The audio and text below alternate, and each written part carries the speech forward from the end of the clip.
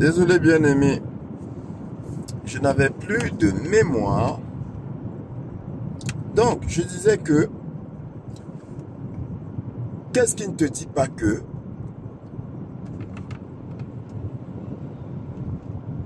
ta candidature n'était pas intéressante? Oui, peut-être il y avait des dossiers bien plus solides que le tien. Il y avait des personnes, des candidats bien plus compétents que toi.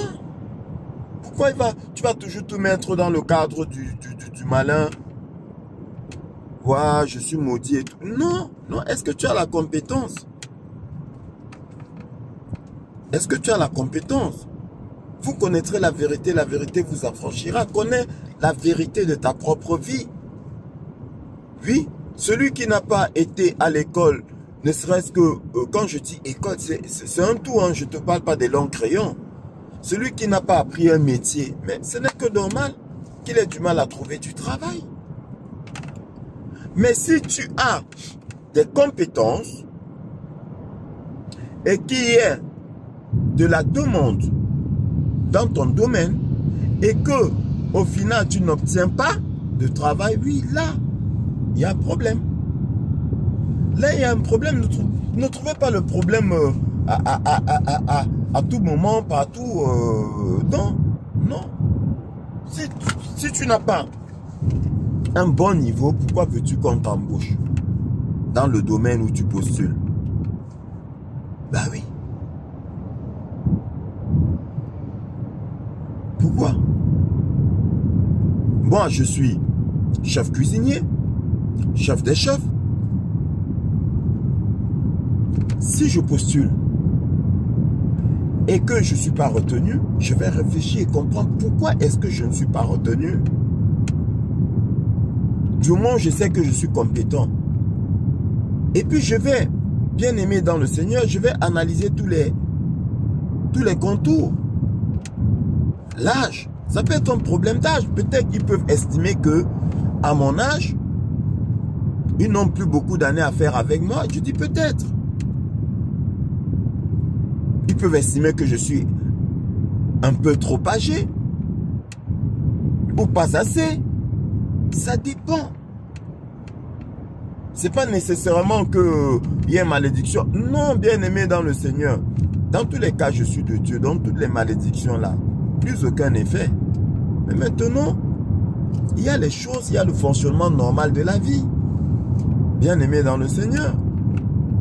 Je peux avoir du mal à trouver du travail, peut-être aussi par rapport au salaire. Oui. Je peux être exigeant au niveau du salaire. Et du coup, ils ont du mal à me payer. Et ce sera à moi de réajuster, par exemple. Par exemple. Donc, pourquoi es-tu impatient? Pourquoi es-tu impatient? Au point d'aller consulter et de t'enchaîner. Parce que je te répète, tu consultes, tu t'enchaînes. Tu t'enchaînes, bien-aimé dans le Seigneur. Et tu vas le regretter, tu perds ta liberté. Je te l'ai déjà expliqué dans un enseignement. Toutes les répercussions. Ne fais pas ça, ne fais plus ça. Confie-toi au Seigneur. Fais confiance à Dieu. D'accord? Et aie la foi. Aie la foi et apprends à te contenter.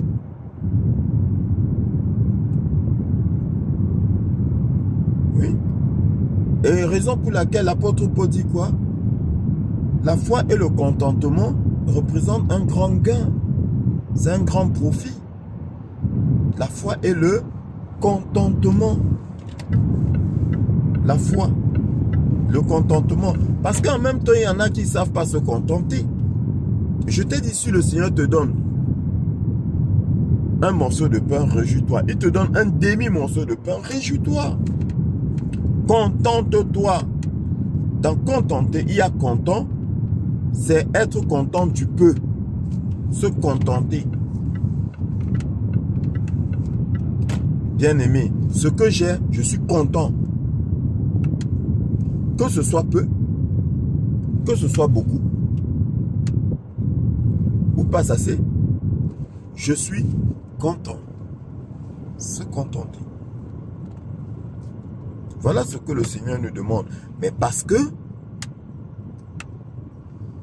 certains n'ont pas le contentement, ils s'impatientent et ils s'enchaînent. Ils n'ont pas la foi, ils s'impatientent. Ils vendent leur liberté. Parce que, bien aimé, pour conclure, en faisant cela, tu es en train de vendre ta liberté. Tu vends ta liberté. Et je te déconseille de vendre ta liberté parce que sans ta liberté, tu n'es rien. Sans ta liberté, bien-aimé, tu ne peux pas être heureux. Impossible. Impossible. C'est pourquoi le Seigneur est venu nous libérer de l'Égypte. Il est venu nous sortir de l'Égypte et nous mettre dans la terre promise. Parce que où que tu sois, tu es dans la terre promise. C'est spirituel, bien-aimé dans le Seigneur. La terre promise est spirituelle. Le Seigneur nous a arrachés des griffes, des mains de Pharaon. Il nous a mis dans la terre promise. Donc il nous a libérés. Il nous a donné la liberté. Mais beaucoup parmi nous partent encore s'enchaîner.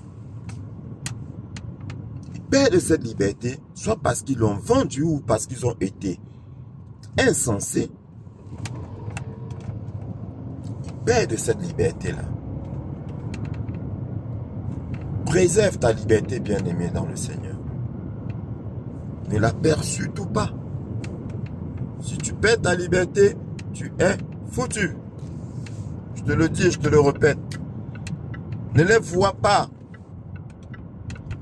remplis d'argent, belle voiture, grosse maison.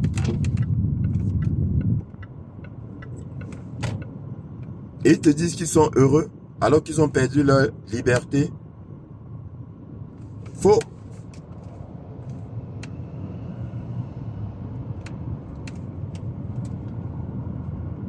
Le Seigneur dit quoi?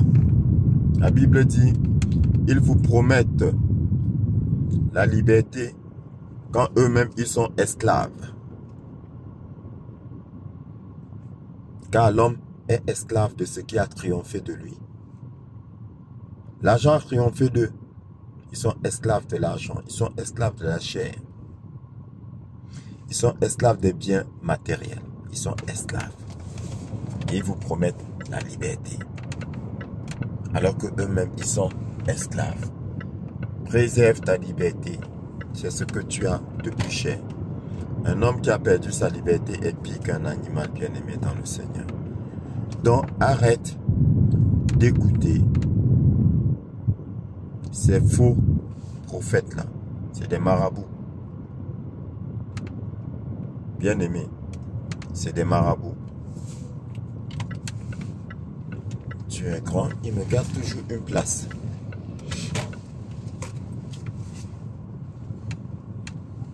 C'est des marabouts et ils vont voler ta liberté.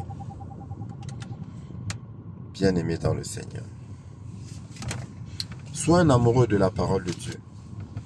Demande à Dieu de te remplir de sa parole, bien-aimé.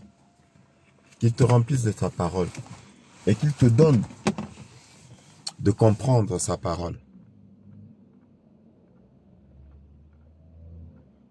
Et tu vas bénéficier du don du discernement des esprits, bien-aimé dans le Seigneur. Et tu verras la transformation que cela aura dans ta vie. Demande-lui de raffermir ta foi, bien-aimé. De te donner le contentement. La foi et le contentement. Rends-lui grâce à tout temps, en tout lieu et en toutes circonstances. Rends-lui grâce. Espère en lui, bien-aimé. Espère en lui. Arrête de consulter.